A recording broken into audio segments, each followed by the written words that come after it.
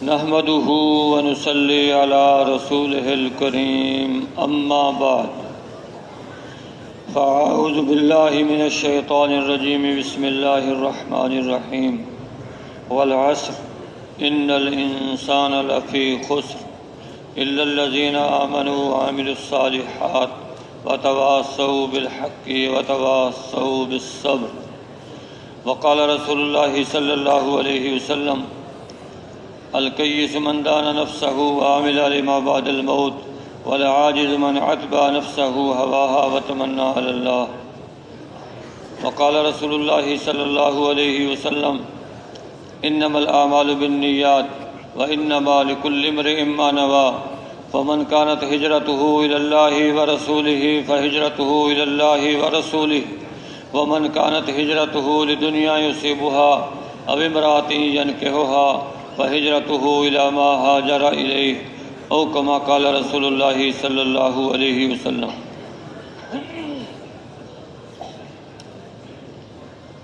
میرے محترم بھائیوں، بزرگوں اور دوستوں، اس ساری کائنات کو بنانے والا ایک اللہ ہے۔ اللہ نے اپنی قدرت سے ساری کائنات کو بنایا ہے اور اس کائنات کا مالک بھی اللہ ہے۔ کائنات کا ذرہ ذرہ اللہ کے حکم میں جکڑا ہوا ہے۔ ہر ذی روح کو رزق دینے والا بھی اللہ ہے۔ جتنے انسان دنیا میں بستے ہیں ان کو اللہ ہی رزق پہنچا رہا ہے، اور جتنے باقی جاندار ہیں ان کا رازق بھی اللہ ہے۔ زمین کے اندر رہنے والے کیڑے مکوڑوں کو رزق دینے والا بھی اللہ ہے۔ سمندر اور دریا میں رہنے والی مخلوقات کا رازق بھی اللہ ہے۔ اللہ کے سوا کوئی رازق نہیں ہے۔ ماں اور باپ بچے کے دنیا میں آنے کا ذریعہ تو بنے ہیں، لیکن رازق ان کا اللہ ہی ہے۔ بھینس کا بچہ جب وہ پیدا ہوتا ہے تو تھوڑی دیر میں کھڑا ہو جاتا ہے، کھڑا ہو کے وہ تھنوں کی طرف منہ لے جاتا ہے۔ یہ ہدایت اللہ نے اس کو دی ہے۔ انسان کا بچہ ہے، دنیا میں پیدا ہوا ہے، ہاتھ میں پکڑنے کی طاقت نہیں ہے، پاؤں میں چلنے کی طاقت نہیں ہے، زبان میں بولنے کی طاقت نہیں، لیکن اس کے منہ میں اللہ نے اتنی طاقت رکھی ہے، چوستا ہے اور اپنے رزق کو حاصل کرتا ہے۔ جیسے اللہ نے انسان کو پیدا کیا ہے، ایسے اللہ پاک اس کی حفاظت بھی فرما رہا ہے۔ اس کی تربیت کا نظام اللہ کے ہاتھ میں ہے۔ تو اس اللہ نے پیدا کر کے انسان کو اس کے حال پہ نہیں چھوڑا، بلکہ قدم قدم پہ اس کی رہبری فرمائی، قدم قدم پہ اس کی حفاظت فرمائی۔ اگر اللہ کی حفاظت ہمارے ساتھ نہ ہو تو آدمی 1 منٹ میں ختم ہو جائے، 1 منٹ میں ختم ہو جائے۔ تو پھر ہر ایک کو اس کا رزق اللہ اس کے مناسب عطا فرماتا ہے۔ جب تک بچہ دنیا میں نہیں آیا تو اس کے رزق کا انتظام نہیں ہے۔ جو ہی دنیا میں آیا اللہ نے 2 چشمے ماں کی چھاتی میں جاری کر دیے۔ اس سے سردی میں گرم دودھ اور گرمی میں ٹھنڈا دودھ اللہ اس کو مہیا فرماتا ہے۔ اسی دودھ سے اس بچے کے کالے بال بنتے ہیں، ہڈی مضبوط ہوتی ہے، جسم پہ گوشت بنتا ہے، کھال بنتی ہے، ساری ضروریات اللہ اس دودھ سے پوری فرما رہا ہے۔ پھر 2 سال کے بعد بچہ دودھ چھوڑ دیتا ہے، پھر اس کے لیے ہزاروں چیزیں اللہ نے پیدا کر دی۔ نرم پھل بھی کھاتا ہے، پھر ایسے ایسے سخت پھل کھاتا ہے اور مختلف غذائیں کھاتا ہے۔ یہ نظام اللہ کا چل رہا ہے۔ جیسے انسانوں کا رازق اللہ ہے، ایسے انڈے کے اندر، بند انڈے کے اندر چوزے کا رازق بھی اللہ ہے۔ کوئی سوراخ نہیں ہے اس کے اندر اللہ چوزے کو پیدا بھی کر دیتا ہے، اس کو رزق بھی مہیا فرماتا ہے۔ جب انڈے کے اندر کا رزق اس کا ختم ہو جاتا ہے، پھر اللہ اس کا چھلکا توڑ دیتا ہے اور پھر اس کے لیے وسیع جہان ہے۔ اور وہ پرندے کی، اس بچے کی جو ماں ہے، اس کو اللہ نے ہدایت دی ہے کہ یہ چھوٹا بچہ ہے، اس کے حلق میں کیسی غذا جائے گی جو حلق سے گزر جائے۔ تو ہر ماں نے اس ہدایت کو حاصل کیا ہے اور اپنے بچے کو اتنے ہی حجم کا دانہ یا اتنے ہی حجم کا کیڑا اس کے منہ میں ڈالتی ہے اور وہ نگلتا ہے۔ اس سے اللہ پاک اس کی تربیت فرما رہا ہے۔ یہ غیبی نظام ہے اللہ پاک کا، جو حرکت میں ہے۔ انسان سوچے گا تو بہت کچھ اس کو نظر آئے گا کہ اللہ کی قدرت کہاں کہاں کام کر رہی ہے۔ پھر ماں باپ کے دل میں اللہ نے محبت ڈالی، اگر یہ محبت نہ ہوتی تو بچے کی تربیت نہ ہو سکتی۔ حتیٰ کہ گھوڑی کا بچہ گھوڑی اس کے اوپر کھر نہیں رکھتی، اس محبت کی وجہ سے جو اللہ نے اس کے دل میں ڈالی ہوئی ہے۔ اللہ نے اپنی رحمت کے 100 حصے کیے ہیں، ایک حصہ پوری مخلوق پہ تقسیم کیا ہے، انسانوں پہ، جانوروں پہ، پرندوں پہ، چرندوں پہ، درندوں پہ۔ اس کا اثر ہے کہ ماں اور بچے میں محبت ہے، یہ نظام اللہ کا چل رہا ہے۔ اور انسان اگر جہاں ہوا میں بھی اڑنے لگے وہاں بھی اللہ اس کو رزق اس کا پہنچا دیتا ہے۔ اور رزق کا معاملہ ایسا ہے کہ بچے کے پیدا ہونے سے ہزاروں سال پہلے اللہ نے اس کا رزق لکھا ہے۔ یہ مالدار ہوگا یا غریب ہوگا، خوش بخت ہوگا، بدبخت ہوگا، لکھا جا چکا ہے، اتنا ہی رزق ملے گا۔ اگر یہ شخص صبر کرے گا تو حلال طریقے سے یہی رزق مل جائے گا، اور اگر صبر نہیں کرے گا تو حرام طریقے سے ملے گا، لیکن ملے گا اتنا ہی جو مقدر میں ہے، اس سے زیادہ ہرگز نہیں ملے گا۔ اگر صحیح رزق اس کے پیٹ میں جائے گا تو پھر پاکیزہ اعمال نکلیں گے، اور اگر غلط رزق انسان کے پیٹ میں جائے گا تو پھر غیر پاکیزہ اعمال نکلیں گے۔ کہیں نماز چھوڑے گا، کہیں قتل کرے گا، کہیں ظلم کرے گا، تو اس کی بدعمالیوں کی وجہ سے پھر آسمان سے اللہ کی طرف سے حالات آئیں گے، کہیں سرخ آندیاں آئیں گی، اور کہیں بے موسمی بارشیں آئیں گی، کہیں زمین پھٹے گی، کہیں پہاڑ پھٹے گا، اور قیامت کے قریب جتنی بدعمالیاں انسان کی بڑھتی چلی جائیں گی، اللہ کی طرف سے پھر حالات اسی طرح تیزی کے ساتھ بدلنا شروع ہوں گے۔ تو انسان اپنا مقدر کا رزق جب پورا کر لیتا ہے پھر موت آتی ہے۔ جو مقدر ہے اس کا جب تک پورا نہیں ہو جاتا اس وقت موت نہیں آتی۔ اور رزق انسان کو ایسے تلاش کرتا ہے جیسے موت تلاش کرتی ہے۔ آپ علیہ السلام کے زمانے میں 2 بھائی تھے، ایک دین کا علم حاصل کرتا تھا اور دوسرا کمائی کرتا تھا۔ ایک دن کمائی کرنے والے بھائی نے اپنے بھائی کی حضور سے شکایت کی۔ کیا شکایت کی ہوگی؟ کہ میں کماتا ہوں، یہ کھاتا ہے۔ اللہ کے نبی نے ارشاد فرمایا لعلک ترزق بہ، شاید تجھے بھی اس کی برکت سے رزق دیا جاتا ہے۔ انما ترزقون او تنصرون بضعفائکم، تمہیں رزق دیا جاتا ہے، تمہاری مدد کی جاتی ہے تمہارے کمزوروں کی وجہ سے۔ گھر میں عورت کمزور ہے، بچہ کمزور ہے، بوڑھا کمزور ہے، بیمار کمزور ہے، یہ رزق کے اترنے کا ذریعہ ہے۔ نظر تو یہ آ رہا ہے کہ یہ خرچ کا ذریعہ ہے، لیکن اللہ کے نبی فرما رہے ہیں کہ یہ رزق کے اترنے کا ذریعہ ہے، ان کی برکت سے رزق اتر رہا ہے۔ جتنے بچے دنیا میں پیدا ہوتے ہیں ہر بچہ اپنا مقدر ساتھ لے کے آتا ہے، اس کا رزق اللہ ساتھ اتار دیتا ہے۔ ماں باپ رازق نہیں ہے، اللہ کی ذات رازق ہے۔ کچھ لوگوں نے حساب لگایا کہ جس حساب سے انسانی آبادی بڑھ رہی ہے، اگر اسی حساب سے بڑھتی رہی تو 50 سال کے بعد لوگوں کو گھاس کھانی پڑے گی، غلہ پورا نہیں ہو سکے گا۔ وہ 50 سال الحمدللہ گزر گئے ہیں، آج تک تو کسی نے گھاس نہیں کھائی۔ یہی زمین ہے جس میں پہلے تھوڑی پیداوار ہوتی تھی 1 ایکڑ میں، اب اللہ نے اس پیداوار کو بڑھا کے دگنے سے بھی زیادہ کر دیا۔ یہ اللہ کا نظام ہے، ہر ایک کو اس کا مقدر اللہ پہنچا رہا ہے۔ ایک دفعہ قبیلہ بنو اشعر یہ مدینے کی طرف آ رہے تھے تو توشہ ختم ہو گیا۔ جب مدینہ پہنچے تو کہ اب کیا کریں، کہ جب اپنے میں سے ایک آدمی کو بھیجتے ہیں آپ علیہ السلام کی خدمت میں، آپ سے توشہ مانگ کے لے آئے۔ وہ حاضر خدمت ہوا اور دیکھا آپ گھر کے اندر قرآن پاک کی تلاوت فرما رہے ہیں۔ قرآن پاک کی تلاوت آپ کا معمول تھا، آپ روزانہ 1 منزل تلاوت کر لیتے تھے، یعنی قرآن کی 7 منزلیں ہیں تو 1 منزل ہفتے میں قرآن ختم ہو جاتا تھا۔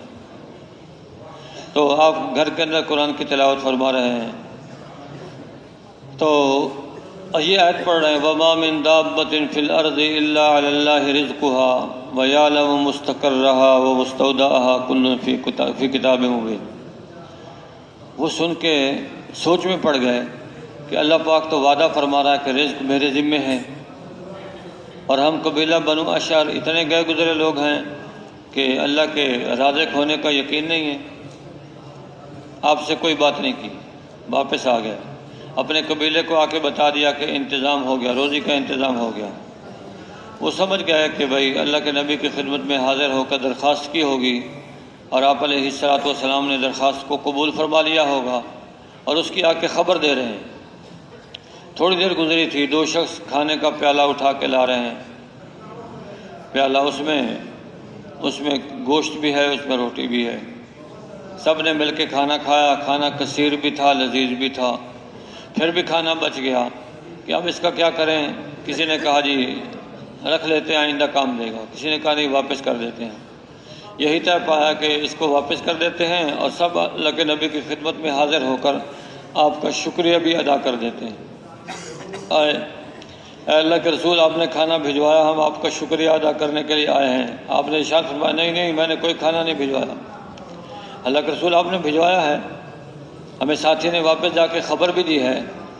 جب ساری بات کھل کے سامنے آئی تو آپ نے ارشاد فرمایا یہ رزق ہے جو اللہ نے آپ کو عطا فرمایا۔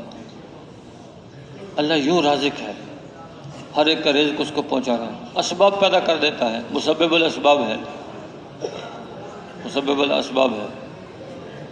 اور یہ رزق ہے انسان تک کیسے پہنچا ہے؟ اچھا غلہ، یہ جو غلہ ہے ساری دنیا کے انسان مل جائیں غلے کا ایک دانہ تیار نہیں کر سکتے۔ ساری دنیا کے بادشاہ مل جائیں غلے کا ایک دانہ نہیں بنا سکتے، چاول کا ایک دانہ نہیں بنا سکتے۔ شکل کے اعتبار سے پتھر کا دانہ بنا دیں گے، دیکھنے والے کو پتہ نہیں لگے گا، لیکن اس سے غلے کی ضرورت پوری نہیں ہوگی۔ غلہ، اللہ پاک ارشاد فرما رہے ہیں فَلْيَنظُرِ الْإِنسَانُ إِلَىٰ طَعَامِهِ أَنَّا صَبَبْنَا الْمَاءَ صَبًّا ثُمَّ شَقَقْنَا الْأَرْضَ شَقًّا فَأَنبَتْنَا فِيهَا حَبًّا وَعِنَبًا وَقَضْبًا وَزَيْتُونًا وَنَخْلًا وَحَدَائِقَ غُلْبًا وَفَاكِهَةً وَأَبًّا۔ انسان کو چاہیے کہ اپنے کھانے کو دیکھے، یہ کھانا اس تک پہنچا کیسے ہے؟ ایسے نہیں کہ لقمہ بنایا منہ میں ڈالا اور پیٹ میں، غور کرے، سوچے یہ کھانا اس تک کیسے پہنچا ہے۔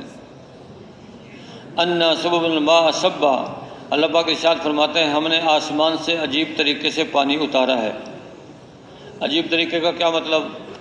تھوڑا تھوڑا کر کے، قطرہ قطرہ کر کے، بوند بوند کر کے آسمان سے زمین کی طرف پانی آیا ہے۔ حساب لگانے والے حساب لگاتے ہیں جب یہ بارش کا قطرہ آسمان سے زمین کی طرف آتا ہے تو بہت تیز رفتاری سے 500 کلومیٹر فی گھنٹے کی رفتار، اگر اسی رفتار سے آدمی کے سر کو ٹکرائے گا تو سر میں سوراخ ہو جائے گا، سر زخمی ہو جائے گا، لیکن آتے آتے اللہ اس کی رفتار کو کم کر دیتا ہے۔ جب انسان کے سر کو ٹکراتا ہے تو 10-12 کلومیٹر فی گھنٹہ کی رفتار سے، پھر جو ہی وہ قطرہ زمین پہ گرا ہے زمین نرم ہو گئی، بارش برسی زمین نرم ہو گئی۔ کسان کے دل میں اللہ نے ڈالا، غلہ لے جا کے زمین پہ بکھیر دیا۔ اب جہاں جہاں غلے کا دانہ گرا ہے وہاں سے نرم و نازک کمپل نکلی ہے، اس کمپل کو اللہ نے نکالا ہے، اور وہاں سے زمین کو اللہ نے پھاڑا ہے، پھاڑ کے کمپل باہر ہوئی، کمپل سیدھی ہوئی تو ایک پودا بنا۔ ایک پودے نے 7 بچے دیے، ہر پودے پہ 7 سٹے لگے، ہر پودے پہ ایک سٹا لگا، 7 پودوں پہ 7 سٹے لگے، تو دانہ ایک بویا تھا، اس سے 7 سٹے، اور 7 سٹوں میں 700 دانے، ایک دانے سے 700 دانے بنا کے اللہ نے واپس کیے۔ ثم شققنا الارض شقا، ہم نے عجیب طریقے سے زمین کو پھاڑا۔ فانبتنا فیہا حبا، ہم نے اس کے اندر غلے کو اگایا، انگور کو اگایا، اور سبزیاں اس کے اندر اگائی، زیتون و نخلا، زیتون اور کھجور اگائی، اور رس والے میوے اگائے، ایسے درخت گنجان باغات اگائے، ان کے اندر رسیلے میوے لگے، اور خشک میوے اللہ نے زمین سے اگائے اور گھاس اگائی. یہ 8 چیزیں اللہ پاک نے بیان کی ہیں. یہ 8 چیزیں ہم نے زمین سے نکالی ہیں. اچھا باقی چیزیں تو انسان کھاتا ہے لیکن گھاس تو نہیں کھاتا. لیکن اللہ پاک نے گھاس کا ذکر بھی کیا ہے. گھاس جانور کھاتا ہے، جانور نے گھاس کھائی اور گھاس کھا کے فربا موٹا ہو گیا، پھر ذبح کر کے اس کا گوشت حاصل کیا. اللہ نے گھاس کو گوشت بنا کے واپس کر دیا. یہ انسان کا رزق کس کو مل رہا ہے؟ یا یہ گھاس جو ہے جانور کے پیٹ میں اکٹھی ہو گئی، بھینس کے پیٹ میں گھاس جمع ہو گئی معدے میں. اب اس کو پکایا جاتا ہے. جگر کی طرف سے 2 نالیاں آتی ہیں جو اس کو پکاتی ہیں. پکانے کے بعد پھر دودھ اوپر آ جاتا ہے اور خون اس کے اوپر آ جاتا ہے.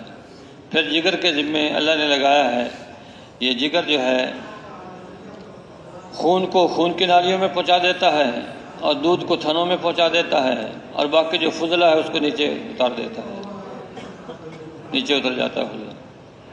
اب ایک ہی برتن ہے، اس کے اندر وہ گھاس کا بچا ہوا حصہ بھی ہے اور اسی میں سے خون بھی بن رہا ہے، اسی میں سے دودھ بھی بن رہا ہے. مجال ہے دودھ کے اندر خون کی آمیزش ہو یا خون کے اندر دودھ کی ملاوٹ ہو. تو یہ اللہ کی قدرت ہے.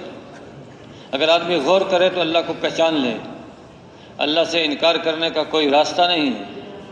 قدم قدم پر اللہ کی قدرت انسان کو نظر آ رہی ہے.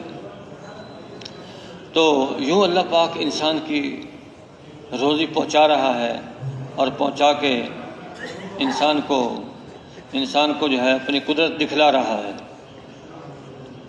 پھر روزی اللہ اس کو بھی دیتا ہے، روزی اللہ جو اللہ کی اطاعت کرتا ہے، اور اس کو بھی دیتا ہے جو اللہ کی نافرمانی کرتا ہے. حتیٰ کہ جو اللہ کا دشمن ہے، جو یہ کہے کہ اللہ مجھے رزق نہ دے، اللہ اس کو بھی رزق دیتا ہے. ہر ایک کو روزی دے رہا ہے، رازق ہے. جو اللہ کی بات مانتا ہے اس کو بھی، جو نہیں مانتا اس کو بھی دے. بنی اسرائیل حضرت موسیٰ علیہ السلام نے فرمایا کہ چلو عمالقہ قوم پہ حملہ کرنا ہے، تیار ہو جاؤ. تیار ہو گئے، لے کے چلے. جب وادی طی میں پہنچے کہا ذرا ٹھہر جاؤ، حالات معلوم کر لیتے. حالات معلوم کرنے کے لیے 10 آدمیوں کو بھیجا.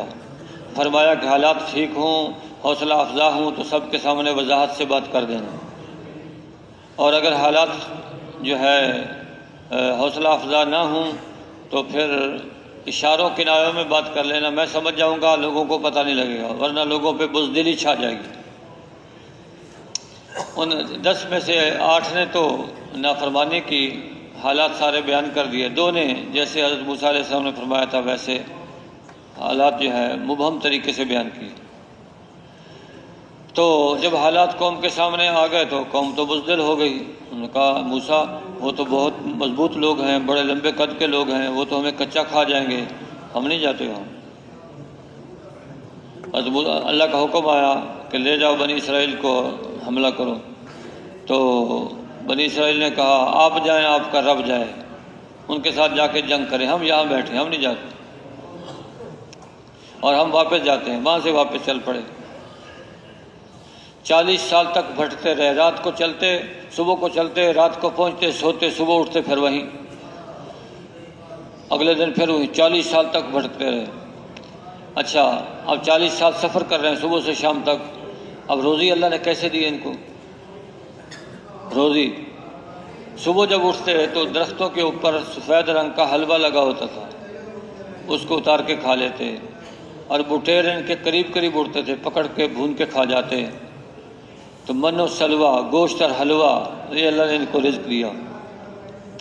کچھ دنوں کے بعد کہنے لگے اے موسیٰ ہم تو یہ گوشت اور حلوہ کھاتے کھاتے تھک گئے ہیں، ہمیں تو دال چاہیے، پیاز چاہیے. پھر اللہ نے دال اور پیاز دے دیا. اللہ رحم کرے بنی اسرائیل پر. اگر یہ دال اور پیاز نہ مانگتے تو ساری امت اب وہ من و سلوہ کھاتے. من و سلوہ.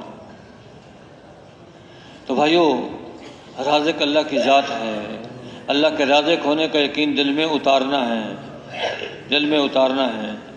تو رزق انسان اپنی قوت قدرت سے حاصل نہیں کرتا، اللہ کی دی ہوئی توفیق سے رزق ملتا ہے اور مقدر ہی حاصل کرتا ہے. ہر آدمی مقدر ہو. بعض لوگ ان پڑھ ہوتے ہیں لیکن مقدر اس کا خوب تیز ہوتا ہے. اور بہت بڑے پڑھے لکھے اور بڑے طریقے ان کو دنیا کی چیزوں کے اور مال کمانے کے آتے ہیں، لیکن روزی مقدر میں تھوڑی ہے اس کو اتنا۔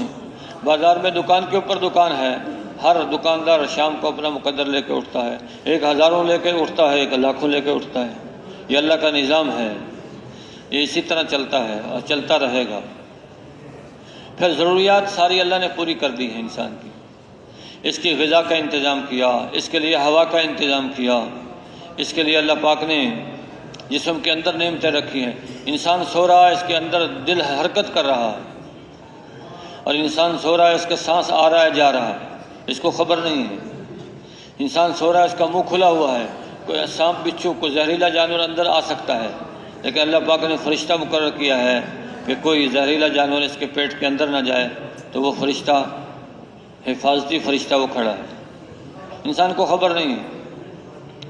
اور انسان چل رہا ہے، پھر رہا ہے، مصیبتوں سے بلاؤں سے اللہ پاک اس کی حفاظت کر رہا ہے۔ جب کسی کو تکلیف پہنچنا ہوتی ہے تو پھر وہ حفاظتی فرشتے چھوڑ کے الگ ہو جاتے ہیں، پھر تکلیف پہنچ جاتی ہے۔ یہ اللہ کا نظام، غیبی نظام چل رہا ہے۔ اس لیے رازق اللہ ہے۔ رزق کی لائن میں جو آدمی بھی نافرمانی کرے گا وہ بھی مقدر سے زیادہ حاصل نہیں کرے گا، مقدر سے زیادہ۔ اگر یہ یقین ہمارے دل میں اتر جائے اور یہ یقین مضبوط ہو جائے تو بھائیوں پھر اللہ پاک اس دنیا کو برکتوں سے بھر دے، برکتوں سے بھر دے۔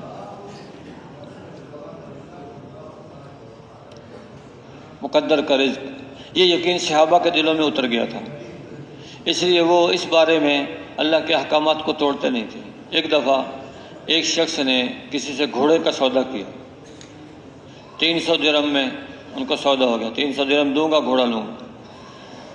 تو پھر کہنے لگے کہ اے شخص، مجھے تو یہ آپ کا گھوڑا 300 سے زیادہ کا لگتا ہے، اگر 400 دے دوں کہا ٹھیک ہے، 500 دے دوں کہا ٹھیک ہے، 600، حتیٰ کہ 800 درہم دے کے گھوڑا لے لیا۔ کسی نے کہا آپ کا سودا تو 300 درہم میں ہو گیا تھا، 800 کیوں لیے؟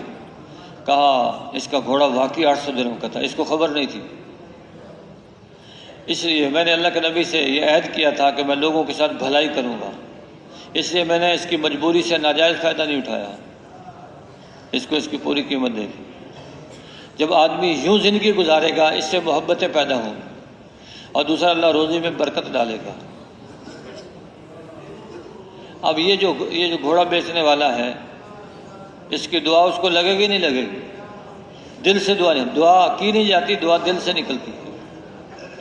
ہم انسانیت کی ایسی خدمت کریں، انسان کی ایسی خدمت کریں کہ ان کے دل سے دعا نکلے، پھر برکتیں آئیں گی، پھر برکتیں آئیں گی۔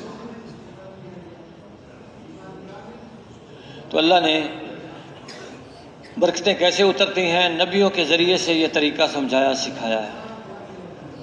حضرات انبیاء علیہ السلام نے لوگوں کو وہ ترتیب زندگی سکھائی ہے جس سے اللہ راضی ہوتا ہے۔ اللہ کن سے راضی ہوتا ہے؟ کن اعمال سے؟ فرائض کے پورا کرنے سے اللہ راضی ہوتا ہے، پھر واجبات کے پورا کرنے سے اللہ راضی ہوتا ہے، پھر سنت کے مطابق زندگی گزارنے سے اللہ راضی ہوتا ہے۔ اور سب سے زیادہ ناراضگی اللہ کی کس پر آتی ہے؟ فرائض کے چھوڑنے پر، حرام کام کرنے پر سب سے زیادہ ناراضگی اللہ کی آتی ہے۔ پھر مکروہات کے کرنے پر اللہ کی ناراضگی آتی ہے۔ اس لیے اللہ نے کچھ کرنے کے احکامات دیے ہیں، کچھ نہ کرنے کے احکامات۔ کرنے کے احکامات میں سب سے بڑا حکم فرض ہے، اور نہ کرنے کے احکامات میں سب سے بڑا حکم حرام ہے۔ اس لیے فرائض کو ادا کرنا ہے، محرمات سے بچنا ہے، سیدھا صاف سیدھا راستہ ہے، اسی کا نام تقوی ہے۔ تقوی پہ اللہ بے گمان جگہ سے رزق عطا فرمائے گا، بے گمان جگہ سے۔ استغفار پر اللہ بے گمان جگہ سے رزق دے گا، درود پاک کی کثرت سے اللہ پاک بے گمان جگہ سے رزق دے گا۔ تو یہ نبیوں نے زندگی بتائی آ کے، سارے نبیوں نے زندگی لوگوں کو آ کے سکھائی ہے۔ حضرت موسیٰ علیہ السلام اللہ پاک نے بھیجا تھا فرعون کی طرف اور ان کی قوم، قبطی قوم کی طرف، بنی اسرائیل کی طرف۔ بنی اسرائیل نے بات مانی ہے، حضرت موسیٰ علیہ السلام پر ایمان لے آئے، جبکہ فرعون کی ظلم کی چکی میں پس رہے تھے۔ تو جب ایمان لے آئے اب اللہ نے ان کو مال بھی دے دیا، ان کو ملک بھی دے دیا۔ فرعون اور فرعونی جنہوں نے حضرت موسیٰ علیہ السلام کی نافرمانی کی، اللہ نے ان سے ملک بھی چھینا اور بحیرہ کلزم میں غرق بھی کیا، بحیرہ کلزم میں غرق بھی کیا۔ یہ غرق ایک دم نہیں کیا اللہ پاک نے، پہلے ان کو نشانیاں دکھائیں اپنے نبی کے ذریعے سے، قحط پڑا، پریشان ہو گئے، حضرت موسیٰ علیہ السلام کے پاس آئے۔ ان کو پتہ تھا حضرت موسیٰ علیہ السلام کا رب اس قحط کو دور کر سکتا ہے، ہمارے بت وغیرہ قحط کو دور نہیں کر سکتے۔ حضرت موسیٰ علیہ السلام نے دعا کی، قحط دور ہو گیا۔ پھر ایسا ہوا کہ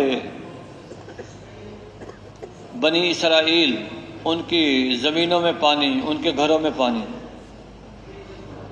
اور حضرت فرعون، قبطی لوگ، فرعون کی قوم کے لوگ، ان کے گھروں میں پانی، ان کے زمینوں پر پانی، نہ بیٹھ سکتے ہیں نہ لیٹ سکتے ہیں۔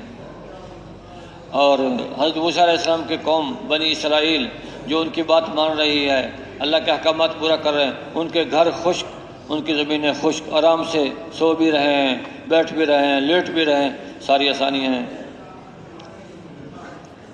تو پریشان ہو کے پھر حضرت موسیٰ علیہ السلام سے دعا کا کہا، انہوں نے دعا کی، حالات ٹھیک ہو گئے۔ تو کہتے تھے دعا کریں ہم ایمان لے آئیں گے، جب ایمان نہ لائے تو پھر اللہ نے حالات بھیجے، مینڈکوں کا عذاب بھیج دیا۔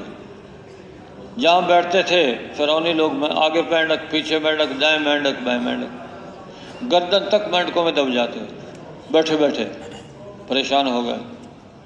کھانا پکانے لگتے ہیں، ہنڈیا چولہے پہ چڑھائی ہے تو مینڈک نے چھلانگ لگائی ہنڈیا کے اندر، پانی پینے لگے ہیں تو مینڈک نے چھلانگ لگائی تو گلاس کے اندر۔ تو حضرت موسیٰ علیہ السلام کے پاس پریشان ہو کے آ گئے، اے موسیٰ اپنے رب سے کہہ دیں کہ یہ عذاب ہمارے سے ٹل جائے، ایمان لے آئیں گے۔ وہ بھی ٹلا، ایمان پھر نہ لائے۔ پھر اللہ نے پانی کو خون بنا دیا۔ حضرت موسیٰ علیہ السلام کی قوم، ان کے برتن میں پانی ہے، فرعونیوں کے برتن میں پانی خون ہے۔ کہا اچھا ایسا کرو کہ اپنے منہ میں ڈال کے ہمارے منہ میں کلی کرو، ان کے منہ میں پانی ہے، ان کے منہ میں جاتے خون بن جاتا تھا۔ پریشان ہو گئے، پھر کہا دعا مانگو، دعا کی تو حالات تو ٹھیک ہو گئے، لیکن نافرمانی کر دی کہ نہیں ہم تو ایمان نہیں لاتے۔ قصہ مختصر، پھر اللہ نے ان کو ہلاک کر دیا۔ ہلاک اس لیے کیا کہ جو لوگ حق کو دیکھ کر، حق کو جان کر، حق کو سمجھ کر پھر حق کی مخالفت کریں، پھر اللہ ان کے دلوں پہ مہر لگا دیتا ہے۔ تو فرعون اور فرعونیوں کے دل پہ اللہ نے لگا دی مہر، اور وہ پھر اس ہدایت پہ نہ آ سکے۔ جیسے اللہ نے مہر لگائی تھی ابو جہل کے دل پر۔ ابو جہل حق سمجھتا تھا، اچھی طرح جانتا تھا حضرت محمد صلی اللہ علیہ وسلم اللہ کے رسول ہیں، لیکن سرداری کو بچانے کے لیے پھر اللہ کے نبی کی اطاعت نہیں کی، اللہ کے نبی کی اطاعت تو پھر ختم ہو گیا۔ تو نبیوں نے آ کے لوگوں کو اللہ کا تعارف کرایا ہے، اس لیے لا الہ الا اللہ میں اللہ کا تعارف ہے، لا الہ الا اللہ، کہ جہاں جہاں سے ہونا سمجھتے ہو وہاں سے نہیں ہو رہا، کرنے والی ذات اللہ کی ہے۔ پہلے بھی اللہ سے ہوا ہے، اب بھی اللہ سے ہو رہا ہے، آئندہ بھی اللہ پاک ہی سے ہوگا۔ اللہ پاک کے چاہنے کا نام وجود ہے۔ اللہ رب العزت جو چاہتا ہے جب چاہتا ہے کرتا ہے، کرنے میں کسی کا محتاج نہیں، وہ صمد بے نیاز ہے۔ انما امرہ اذا اراد شیئا ان یقول له کن فیکون، وہ جب کرنا چاہتا ہے حکم دیتا ہے، ہو جاتا ویسے ہو جاتا ہے۔ سارے نبیوں نے اللہ کا تعارف کرا ہے۔ حضرت نوح علیہ السلام کے زمانے میں بت پرستی نہیں تھی، آخر زمانے میں بت پرستی شروع ہوئی، تصویروں سے شروع ہوئی، تصویروں سے۔ اس لیے تصویر کو اللہ پاک نے منع کر دیا۔ آپ علیہ السلام کی شریعت میں بھی تصویر ممنوع ہو گئی، جاندار کی تصویر منع۔ یہ بت پرستی کی بنیاد ہے، یہ بت پرستی کی بنیاد۔ تو ایسے ہر زمانے میں اللہ نے نبی بھیجے۔ حضرت شعیب علیہ السلام، ان کی قوم تجارتی چیزوں میں بڑی مشہور تھی، تجارت کرتے تھے اور راستے میں بیٹھ کے لوگوں کو لوٹتے تھے۔ حضرت شعیب علیہ السلام نے سمجھایا کہ دیکھو، ایک تو راستے میں بیٹھ کے لوگوں کو لوٹو نہیں، اور دوسرا تمہارے لینے کے پیمانے اور ہیں، دینے کے پیمانے اور ہیں۔ یہ اللہ کو پسند نہیں ہے۔ یہ دھوکہ بازی نہ کرو لوگوں کے ساتھ، لوگوں کو پریشان نہ کرو۔ لیکن قوم ٹس سے بس نہیں ہوئی، پھر اللہ نے ان کو ہلاک کر دیا۔ جو بھی قوم اللہ کی نافرمانی، نبی کی بات جنہوں نے نہیں مانی، اللہ کی نافرمانی کی ہے، اللہ نے ان کو ہلاک کیا ہے۔ اللہ نے حضرت عیسیٰ علیہ السلام، قوم نے کہا ہم آپ پہ ایمان لاتے ہیں، لیکن آسمان سے دسترخوان اترے، اس پہ گوشت روٹی ہو تو پھر آپ پہ ایمان لائیں۔ حضرت عیسیٰ علیہ السلام نے اللہ سے دعا مانگی، آسمان سے دسترخوان اترا، اس پہ گوشت روٹی، حکم آیا کہ اس کو مالدار آدمی نہ کھائے، غریب آدمی کھائے، اور تندرست نہ کھائے، بیمار آدمی کھائے۔ بیمار، معذور اور غریب آدمی کھا سکتا ہے، مالدار نہیں کھا سکتا۔ وہ مالداروں نے بھی کھانا شروع کر دیا، پھر اللہ کی پکڑ آئی، ان کو بندر اور خنزیر بنا دیا۔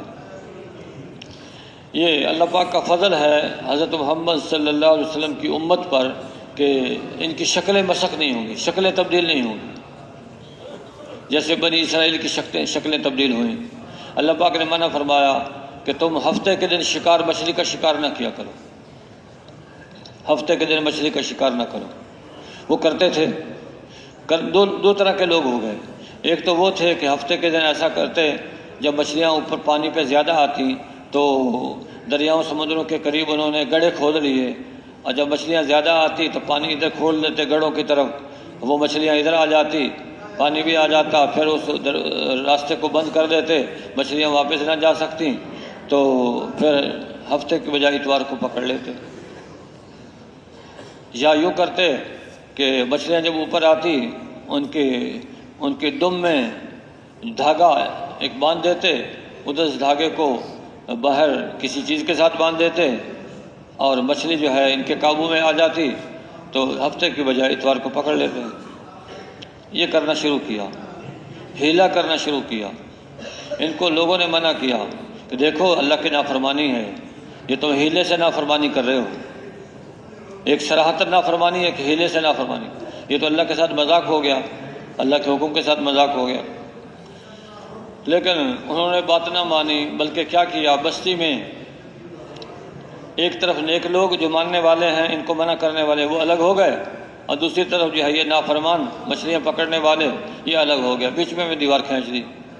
ایک دن صبح اٹھے، کیا دیکھتے ہیں، پرلی طرف کوئی آواز ہی نہیں ہے، خاموشی ہے، خاموشی ہے۔ جہاں انسان ہوتا ہے وہاں تو کوئی آواز ہوتی ہے، بولنے کی آواز، بات کرنے کی آواز، کوئی بچوں کے رونے کی آواز، کوئی آواز نہیں ہے، خاموشی، سناٹا۔ انہوں نے دوسری طرف جا کے جو دیکھا تو وہ تو انسان ہی نہیں ہے، کوئی بندر ہے، کوئی خنزیر ہے۔ جوانوں کو اللہ نے بندر بنا دیا، بوڑھوں کو اللہ نے خنزیر بنا دیا، اور وہ پہچانتے تھے، ان کے پاس آ کے روتے تھے، لیکن اب کیا ہوتا۔ تو پہلی امتوں کی شکلیں اللہ نے تبدیل کی ہیں، لیکن حضرت محمد صلی اللہ علیہ وسلم کی یہ برکت ہے، اس امت کی شکلیں تبدیل نہیں ہوں گی۔ ہاں یہ آتا ہے، روایات میں آتا ہے کہ قیامت کے قریب کچھ لوگوں کی شکلیں تبدیل ہوں گی، چند لوگوں کی۔ صحابہ نے پوچھا اللہ کے رسول کیا مسلمان نہیں ہوں گے؟ مسلمان ہوں گے، اچھا، نماز پڑھتے ہوں گے، روزہ رکھتے ہوں گے، حج ادا کرتے ہوں گے، پھر لیکن گانے کے شوقین ہوں گے، رات کو گانا سنتے سنتے سو جائیں گے، صبح اٹھیں گے تو ان کی شکلیں بدل چکی ہوں گی۔ قیامت کے قریب ایسا ہوگا۔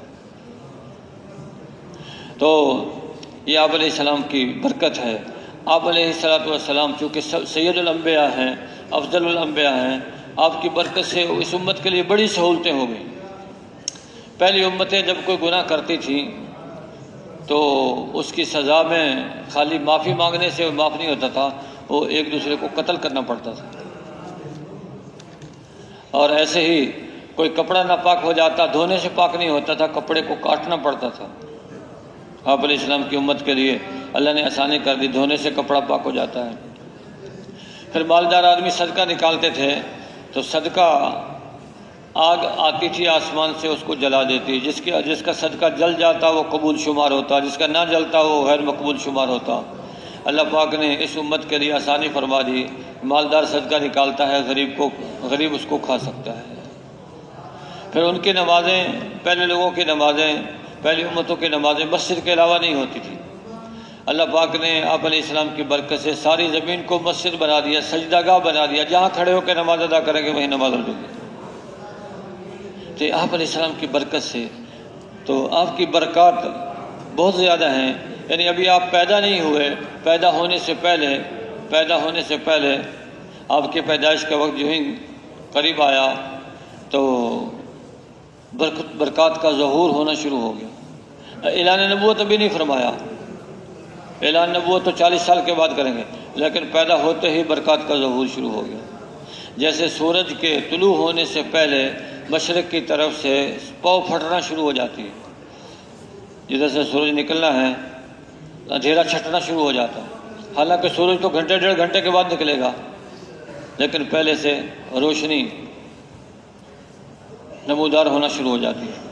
تو ایسے ہی آپ علیہ السلام ابھی دنیا میں آئے نہیں، تو ابھی اعلان نبوت نہیں فرمایا، ابھی پیدا ہی ہوئے ہیں، تو کسریٰ کے محل کے 14 کنگرے گر گئے اور بحیرہ صحابہ خشک ہو گیا، اور ایک آتش کدہ تھا جو 1000 سال سے جل رہا تھا، آپ کی پیدائش پر وہ بجھ گیا۔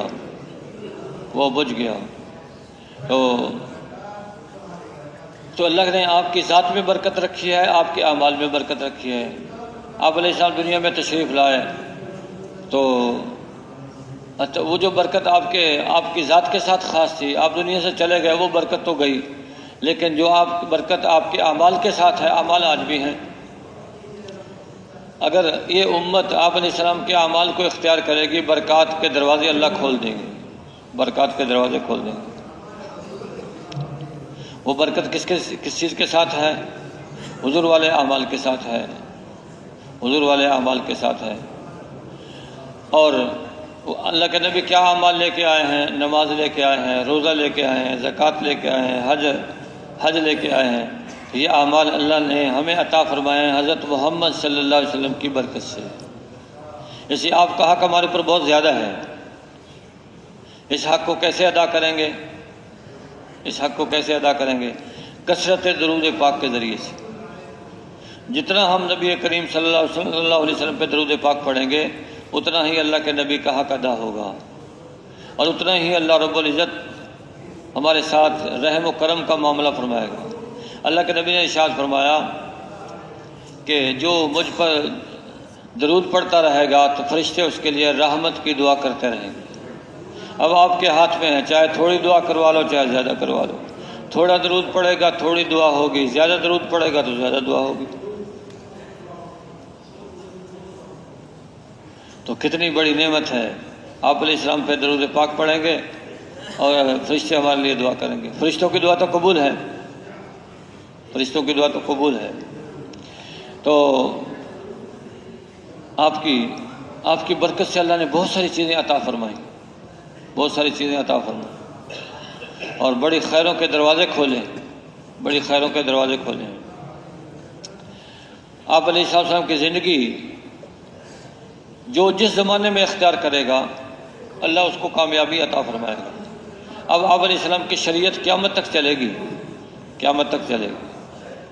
اب جو کامیاب ہونا چاہتا ہے اس کو حضرت محمد صلی اللہ علیہ وسلم کا اتباع کرنا پڑے گا۔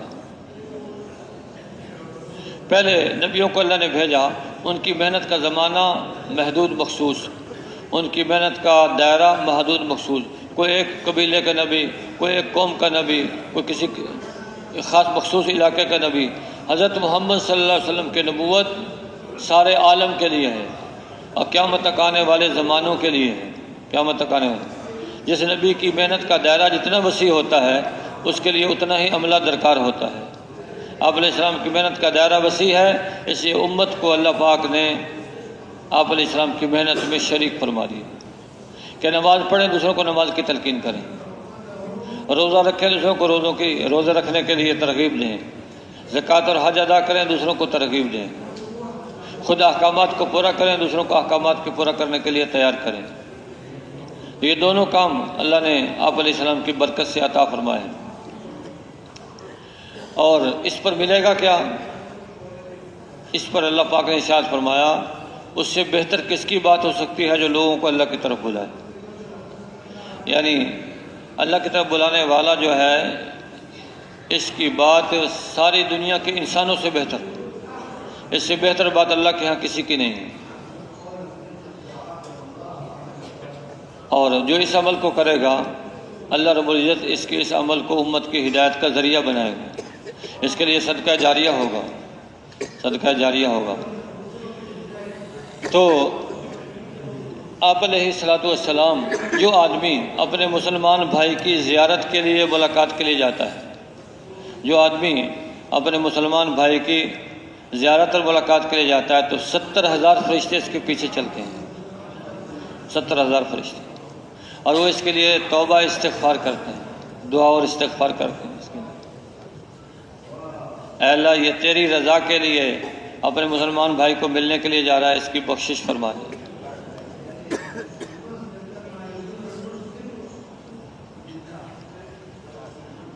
تو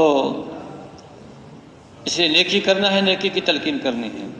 یہ عمل اللہ کو بہت پسند ہے، اور یہ عمل اللہ نے نبیوں کے لیے خاص کیا ہے. یہ خاص نبیوں کو یہ کام دیا ہے، اور پھر امتوں کو دیا. جیسے آپ علیہ السلام کی امت کے ذمہ یہ کام ہے، پہلی امم کے ذمہ بھی کام تھا، لیکن تاکید اس امت کے لیے زیادہ ہے. پہلی امتوں کے لیے اتنی تاکید نہیں تھی جتنی اس امت کے لیے ہے. بہرحال پھر احکامات میں سب سے بڑا حکم نماز کا ہے، سب سے بڑا حکم نماز کا ہے. اور نماز ہر غریب امیر پہ ہے، تندرست بیمار پہ ہے. پھر نماز ایسا عمل ہے، نماز کے ساتھ آدمی دوسرا کام نہیں کر سکتا.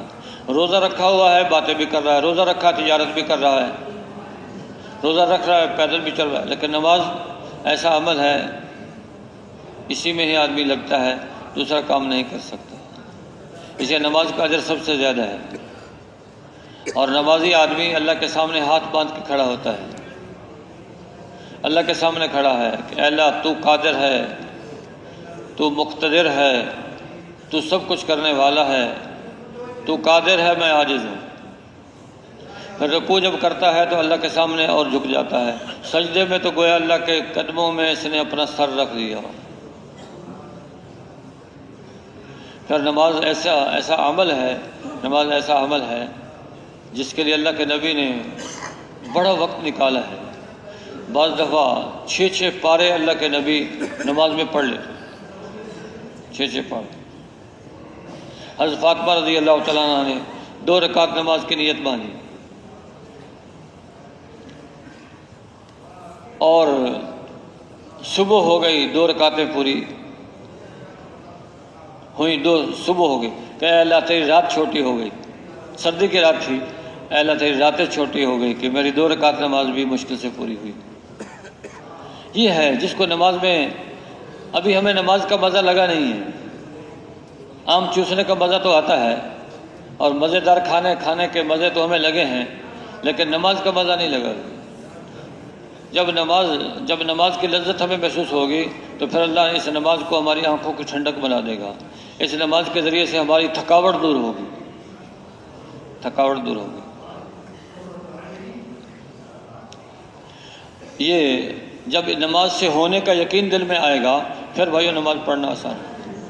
جس عمل کا یقین دل میں ہوتا ہے اس کو کرنا آسان ہے. مزدور مزدوری کر رہا ہے، سخت گرمی ہے، کڑھائی اٹھا کے وہ تیسرے منزل پہ لے کے جا رہا ہے، اینٹیں اٹھا کے دوسرے منزل پہ لے کے جا رہا ہے، پسینے میں شرابور ہے، اور کپڑے ایسے ہیں جیسے نہا کے آیا ہو، اور ناک میں غبار، منہ میں غبار، آنکھوں میں غبار، لیکن کر رہا ہے. کیوں آسان ہو گیا اس کے لیے یہ کام؟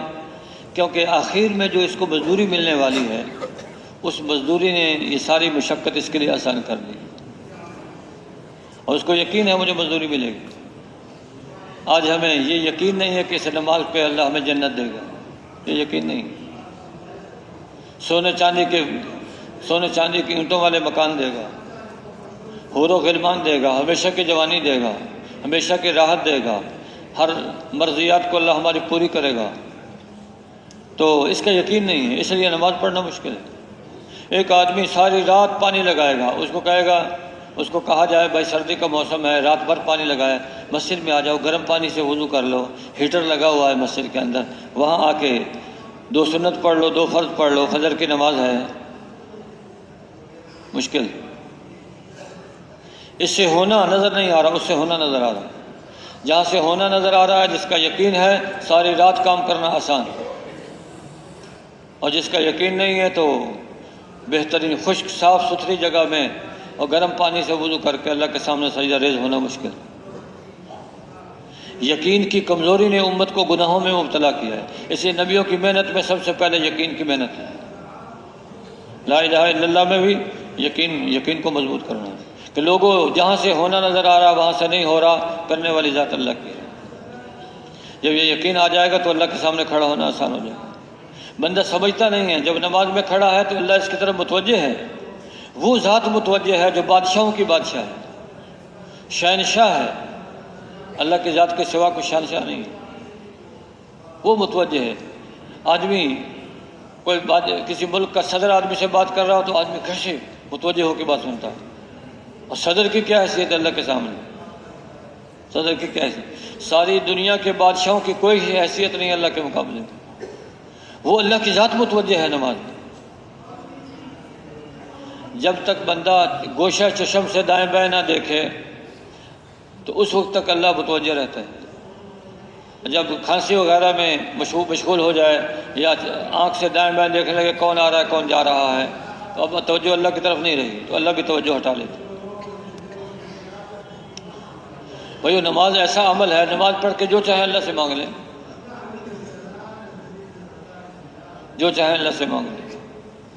ایک صحابی لوگوں سے مال لے کے کاروبار کرتے تھے، ایک دفعہ خچر والے سے بات کی کہ میں مال لے کے جانا چاہتا ہوں، کہا ٹھیک ہے لیکن اب اپنی مرضی کے راستے سے لے کے جاؤں گا، کہا ٹھیک ہے۔ وہ سوار ہو گئے تو جنگل میں جا کے وہ راستہ ختم ہو گیا، دیکھا اور بھی مردے پڑے ہوئے ہیں وہاں، تو خنجر نکال کے قتل کرنے کا ارادہ کیا، کہا تمہارا مقصود مال ہے، مال لے لو مجھے چھوڑو، کہا نہیں پہلے تجھے قتل کروں گا پھر مال لوں گا، اچھا نماز پڑھنے دو، ٹھیک ہے۔ نماز کی نیت باندھی، وہ تقاضا کرا جلدی کرو، نماز پڑھ کے فارغ ہوا تو اس کے قتل کے لیے آگے بڑھا۔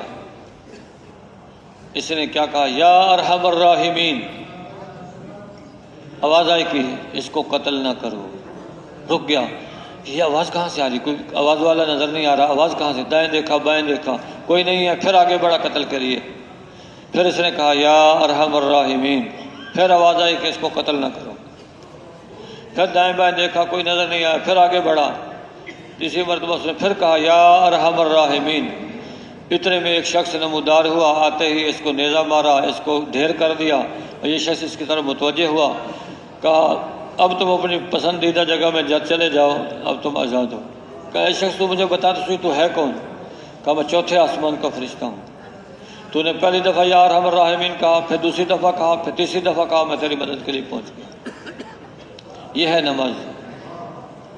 تو نماز میں آج بھی یہی اثر ہے، جیسے ہزاروں سال پہلے شہد میٹھا تھا اور مرچ کڑوی تھی، آج بھی شہد میں وہی اثر ہے، شہد میں وہی اثر ہے اور مرچ میں وہی اثر ہے، ایسے نماز میں بھی وہی اثر ہے، لیکن نماز کو سیکھنا پڑے گا۔ نماز کا ظاہر ہے باطن ہے، نماز کا ظاہر یہ ہے کہ رکوع سجدہ قیام وغیرہ ٹھیک ہو، باطن یہ ہے کہ ہمارا دھیان اللہ کے سے ہٹنے نہ پائے،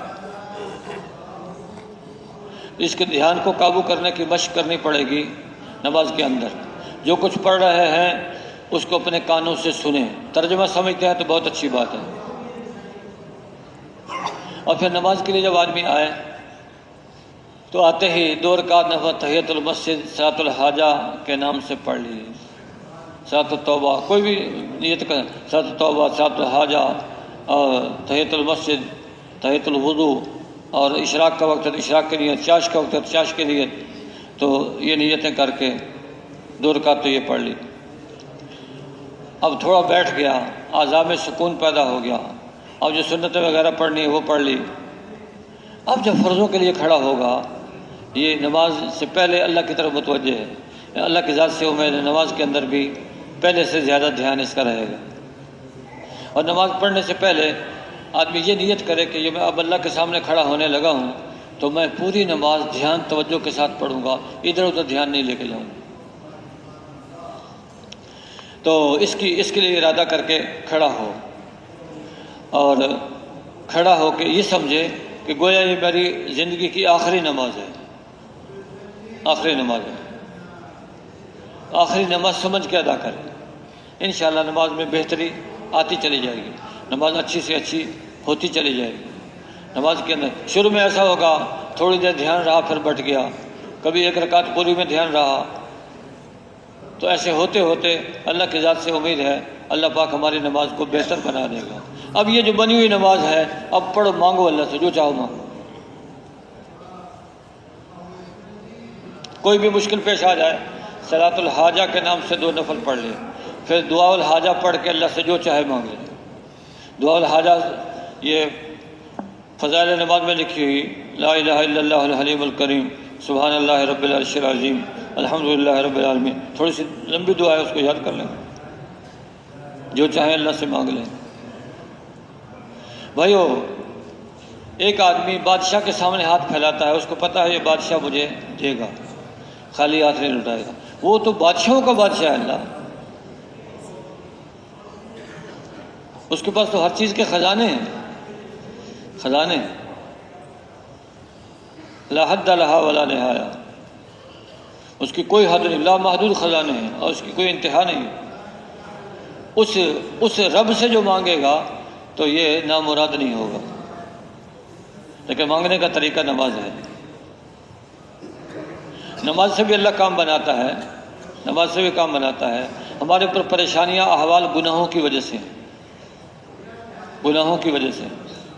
اب گناہوں سے اگر آدمی توبہ طائب ہو جائے تو اللہ اس کے گناہ معاف فرما دیتا ہے، معاف فرما کے پھر ایسا ہے جیسے ماں کے پیٹ سے آج پیدا ہوا، ماں کے پیٹ سے آج پیدا ہوا۔ تو جو چاہے اللہ سے مانگ لے کر استغفار کرے، اپنے گناہوں کی معافی مانگے، توبہ کرے۔ توبہ میں 3 چیزیں ہیں، جو گناہ کیا ہے اس پہ شرمندہ ہو جائے کہ یہ میں نے نافرمانی کی ہے، حال میں اس کو چھوڑ دے، مستقبل میں نہ کرنے کا عزم کرے۔ ان 3 چیزوں کا نام توبہ ہے۔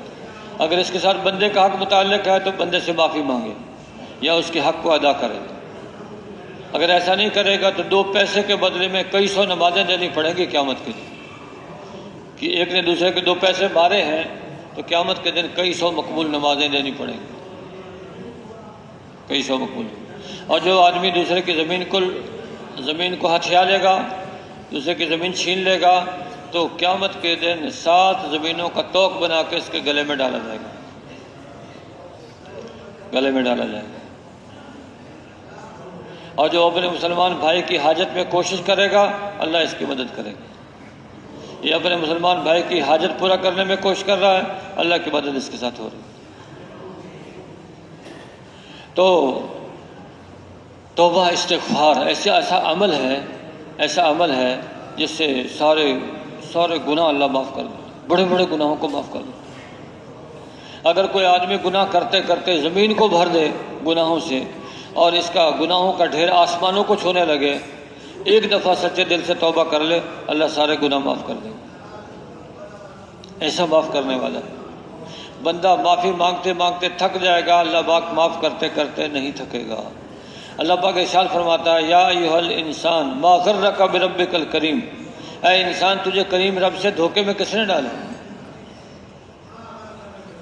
کریم رب سے دھوکے میں کس نے ڈالا؟ اس لیے لا تقنطوا من رحمت اللہ، اللہ کے رحمت سے نا امید نہ ہو، پر امید ہو کے اس سے اللہ سے مانگو اپنے گناہوں کی معافی۔ اور ایسے ہی ایک دفعہ اللہ کے نبی نے صحابہ سے پوچھا، تم میں سے کوئی آدمی ایسا ہے جو احد پہاڑ کے برابر نیکیاں کر لے؟